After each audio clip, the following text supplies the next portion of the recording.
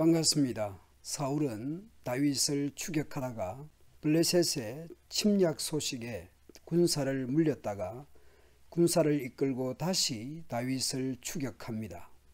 누군가 사울에게 다윗이 엔게디 광야에 있다고 전했습니다.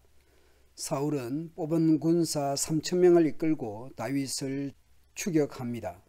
사울은 추격 중에 용변을 위하여 마침 동굴이 있어서 그 동굴로 들어갔습니다.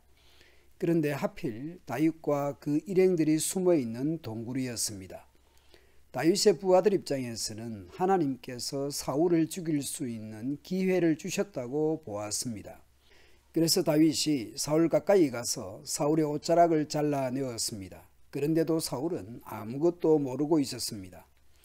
그런데 다윗은 사울의 옷자락을 잘라낸 것 가지고도 마음이 찔렸습니다.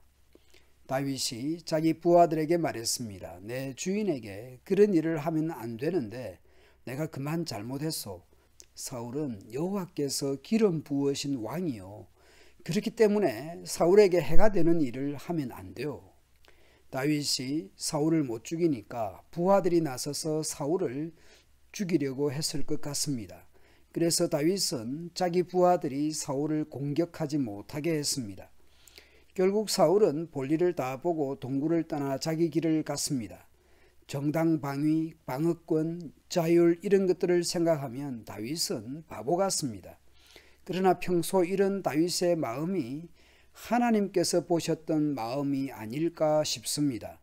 자기 중심적인 마인드보다는 하나님 중심적인 마인드를 가진 다윗으로 보입니다.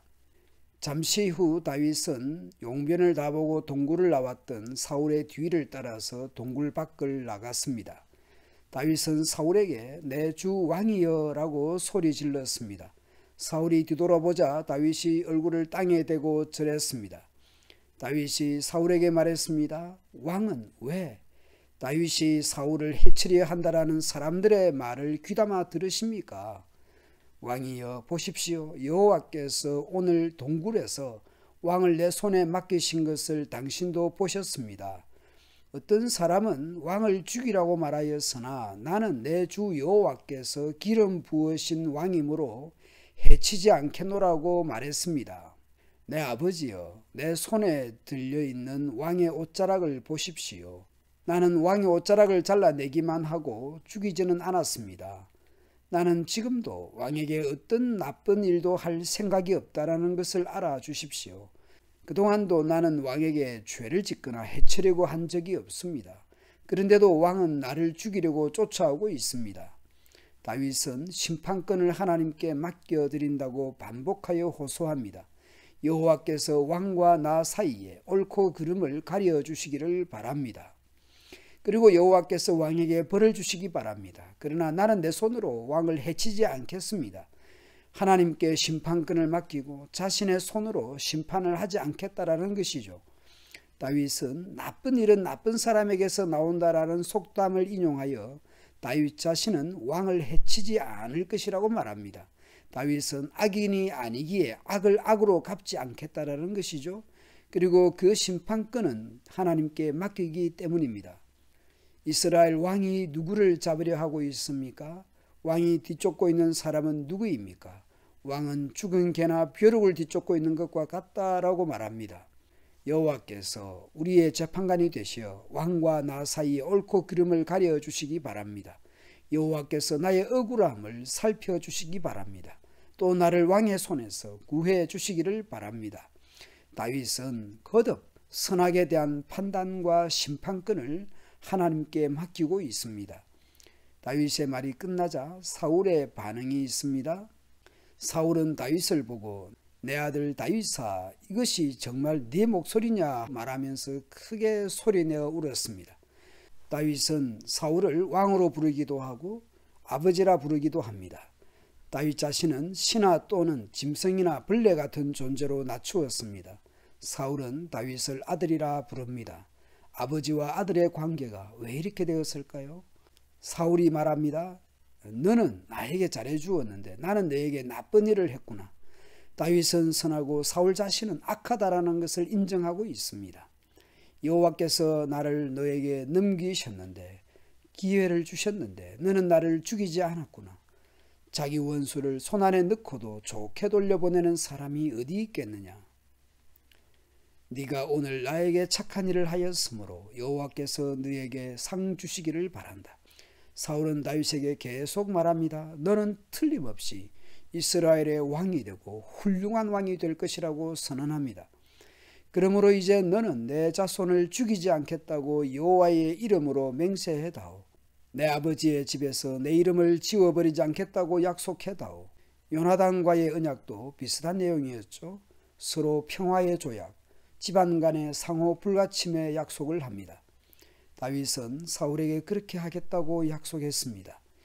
그런 뒤 사울은 자기 왕궁으로 돌아가고 다윗과 그의 부하들은 엔게디 요새로 올라갔습니다. 다시 사울이 다윗의 손을 잡고 왕궁으로 처갓집으로 돌아가지 않고 마치 휴전 협정을 맺은 듯이 며칠 전의 자리로 돌아갑니다.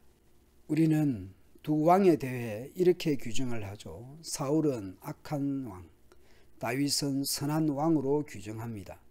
그런데 사무엘상을 묵상하면서 내 자신은 늘 다윗처럼 억울하고 다윗처럼 선하다고 생각할 수 있습니다. 그러나 우리에게는 사울 같은 모습도 있고 다윗 같은 모습도 동시에 있을 수 있잖아요. 마치 지킬 박사와 하이드라는 책에서처럼요.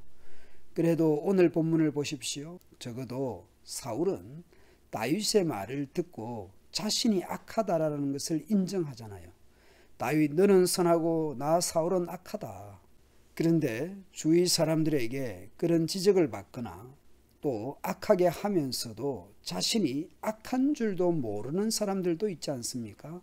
그러면서도 자신은 다윗처럼 선하고 옳다고 생각하는데 과연 그럴까 말입니다.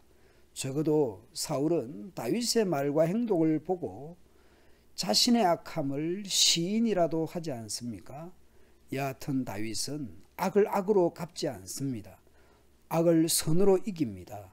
다윗 자신이 심판을 행하지 않고 하나님의 심판을 바라봅니다. 오늘 우리는 다윗 같기를 원하십니까? 로마서의 말씀을 떠올려 봅니다. 아무에게도 악을 악으로 갚지 말고 모든 사람 앞에서 선한 일을 도모하고 모든 사람과 더불어 화목하게 살아갑시다.